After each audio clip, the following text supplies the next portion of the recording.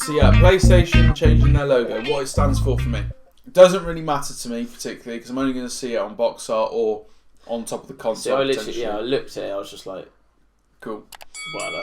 Yeah. So to me, I'm not. But what it stands for me is it just gets those cogs turning, gets me a little bit more excited. People are talking about it, so yeah, and it's just got me to the point where I'm like, I'm freaking ready to erupt this console now because I've seen this Xbox X. Don't give a shit, by the way. Could not be any less interested. Also, rumour last night, breaking news, they apparently aren't going to have an exclusive game at launch for the Xbox One X. The Xbox X series, whatever you want to call it. So are you saying the PlayStation do? They haven't announced any games yet, right, but they might. Yeah, but there was like a leak where there's not going to be an Xbox exclusive game at launch. That is fucking mental. Considering they just lost this last generation because they didn't have any exclusive games on their console, they're then going to start the next generation with no exclusive game. Like, what are they playing at? Yeah. And like idiotic. You think with COD, for example, because it's now, I guess the whole cross compatibility is going to become something. Mm-hmm. You need your unique selling points, USPs,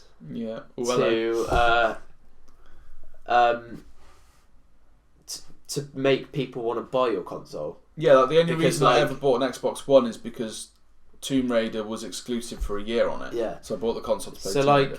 For me, I probably won't be buying a next gen console because I'm very much more PC now. But like, if you were to, if I had Mike's, see that's the problem. Microsoft obviously PC as well, so I guess they got you got fingers in different pies. But say Xbox, PlayStation, if someone was trying to sell their console to me, their new console, they'd obviously have to come up with a reason not to buy the other one. Yeah, and also a reason to buy theirs. Because like, for me, it would be stuff like, better graphics for games, better frame rates, interesting games. Yeah. Because a lot of games aren't as appealing to me as they were. Yeah.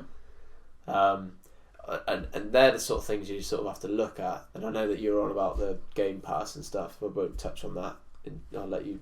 But like, you need these reasons for someone to go out and buy it. Like, a lot of people will just do it because they're sort of loyal to the cause or whatever. Yeah. But I feel like you need to give people reason to buy your console, otherwise people just aren't gonna. Yeah, and even if you came to me with an Xbox One and a PS4, the PS4 is so much easier to sell to me because they can go, oh, have you played Uncharted 4? Have you played God of War? Have you played Spider-Man? Have you played Days Gone even though Days Gone wasn't as good as it should have been, it's still better than any Xbox exclusive that's come out. Like,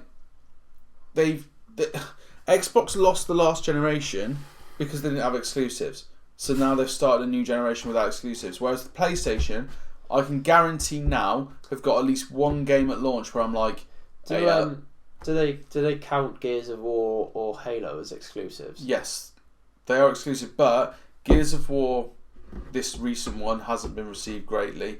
Halo, I've not heard anyone talk about Gears, because like when I was back at school, Gears of War 2 I think was released, and everyone was mental for it. Like, I've always been COD, so I've never really played it, but like, everyone was absolutely mental for Gears of War. So the reason that I was mental for Gears of War is because I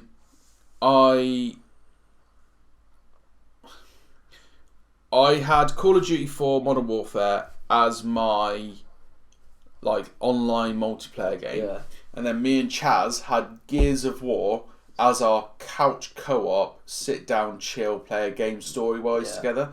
Borderlands does that so well now as well, but like back in the day, couch co-op, the best place to play it was Gears of War. But now, nobody gives a shit about couch co-op. Nobody really wants to sit next to each other anymore. Hardly anyone does campaigns, really. No. Like with COD, literally all of my mates, because they had it on Xbox, I think you decide you can download multiplayer or single or campaign, and they're literally every single one of them have just downloaded multiplayer. Yeah, I didn't have a choice because I did it through Blizzard, but it doesn't really matter. But I just feel like no one really cares about campaign anymore. No, not necessarily. Even people sort of argue with me on this, which is fine. Even like FIFA, like people don't tend to buy FIFA to play manager mode or whatever. Whatever. No one does that anymore. Like people play it for Ultimate Team, Pro Clubs, even like seasons or whatever it's called. So like for me, I like to play story games sometimes, but it's very rare that I actually find one that like hooks me for long enough. So for me, I like Overwatch. Overwatch for me at the moment is my game. I'm playing it all the time because I can jump in, play a couple of games, and jump out, and that's what that's what a lot of people look for these days, especially as the age of a gamer has gone from being in your teens to now in your 30s. Some people, and you know, people that are older have more complications in their life and have less time to play video games. So that jump in, jump out sort of experience is more what we need. But also, I think that, you know, back in the day, the capability for online gameplay probably was it. Well, I mean, most certainly isn't as good as it is now. No. And I feel like the only choice you had of playing a game was single player. Yeah, and to be fair, there were so many good games previously. Yeah, and now it was worth doing. Whereas I just don't ever.